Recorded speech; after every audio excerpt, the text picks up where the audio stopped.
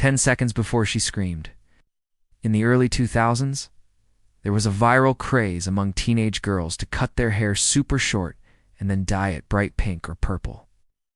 And one of these girls was me. And being the huge metalhead that I was, I also wore a ton of black clothing, mainly consisting of band shirts. So if you can picture me in my mind, this is what I looked like. One day in February of 2003, I was walking home from school with my two best friends, Jessica and Brittany. We had just finished freshman year, and we were all excited to go home and relax for the summer. As we walked, we talked about what we were going to do over break and how awesome it was going to be. Suddenly, I heard a voice call out, "Hey, weirdo!" I turned around and saw 4 guys from school walking towards us. They were all on the wrestling team, and they had the typical jock haircuts. The one who called me a weirdo had a red, spiky mullet, and the other 3 had classic blonde frosted tips. I knew them all by name. They were always trying to get under my skin. As they got closer, I could see that the one with the red hair had a mischievous grin on his face, and the guy directly behind him had a beer in his hand. I tried not to let it bother me, so I just kept walking. Well, look at this. It's the pinky girl coming home from school. "You look even more ridiculous than usual," said the guy with the blonde frosted tips. I ignored him and continued walking. But then the guy with the beer in his hand said something that made me turn around. "Yeah, you wouldn't be so damn ugly if you weren't wearing so much damn makeup," he said, taking a swig of his beer. Jessica and Brittany both gasped. "Shut up, Jason," Brittany said angrily. "You're just jealous because none of the pretty girls want you," Jessica added. Jason laughed. "Oh yeah, then why does your friend keep covering up her face?" He pointed to me and took another swig of his beer. I slowly realized that he was talking about the full coverage foundation that I used because of my severe acne. My face was almost completely obscured by it. I felt my cheeks burn with shame and anger. I wanted to defend myself, but I couldn't think of anything to say. "That's right, Jason," I finally said, my voice shaking. "I cover up because I have acne and it makes me feel better about myself. Unlike you, I don't use makeup to cover up my ugly face." Jason spit out his beer and laughed. "Oh yeah, well maybe I don't need makeup to cover up my face, but you sure do." "Hey, Red," he said to the guy with the spiked hair, "get the camera from the car real quick." "Sure thing, man," Red replied and ran off. My heart sank when I realized what he was doing. I knew he had a camera in his backpack because he liked to take pictures of all the popular girls at school.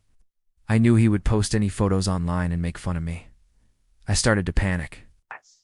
Jessica and Brittany stepped in front of me ready to fight, but they were way outnumbered. "Don't worry, Nikki," Jessica said, giving me a reassuring smile. "We'll protect you." Jason came closer and put his hands on my shoulders, trying to push me away from my friends. I screamed at the top of my lungs, "Get off me, you dirty animal." Jason laughed. "Oh yeah, so you like rough stuff, huh?" He started to move his hands lower on my body, and I pushed him away from me. "Stop it, Jason. Get away from me," I shouted, backing away. "Come on, Jason," said the guy with the frosted tips. "She wants it rough." Jason came closer again, but this time I wasn't going to let him touch me. I swung my bag at him and hit him in the face. "Ow!" he cried out, holding his nose. I took advantage of his distraction and ran away as fast as I could. I could hear him scream, "Get her, Red. Get her before she gets away." I didn't dare slow down. I didn't stop running until I got home and locked myself inside. When I finally calmed down, I went to my bedroom window and looked outside. There were 2 guys standing on the sidewalk across the street talking to each other. One of them was holding a camera. I knew those guys would be posting photos of me online within minutes. And the next day at school, I would be known as the girl who fought with the star quarterback. A few hours later, I was lying on my bed watching TV when my mom walked in. She noticed that I had makeup smeared on my face, and my clothes were wrinkled and dirty. "What happened to you?" she asked. I hesitated, then told her everything that had happened. She listened patiently, then hugged me. "I'm sorry you had to go through that, honey," she said. "But next time, don't run away. Just stay and fight back." She helped me clean myself up, then gave me some advice on how to deal with bullies. "You have to show them that you won't be an easy target," she said. "They only pick on people who they think are weak." The next day, I went to school knowing that everyone would be staring at me. I was nervous, but I tried my best to act confident. As I walked through the hallways, I could hear people whispering and pointing. Some people were laughing, but most of them were staring at me with pity in their eyes. When I reached my locker, I saw a group of girls standing in front of it. I stopped and waited for them to move so I could open my locker. Well, look at this. It's the little freak who fought with Jason, one of the girls said. I ignored her and tried to open my locker, but it wouldn't budge. No, can't get your locker open, weirdo. Maybe you should ask your daddy to come and fix it for you, the girl said, laughing. I spun around and glared at her. You want a problem? You got one, I snarled. What are you going to do about it, huh? You think you're so tough now, huh? The girl stepped closer. Oh yeah, want to bet? Before I could respond, someone grabbed the girl's shoulder and spun her around. Back off, a familiar voice said. It was Jason. To my surprise, he didn't look angry. He actually looked concerned. Are you okay? He asked.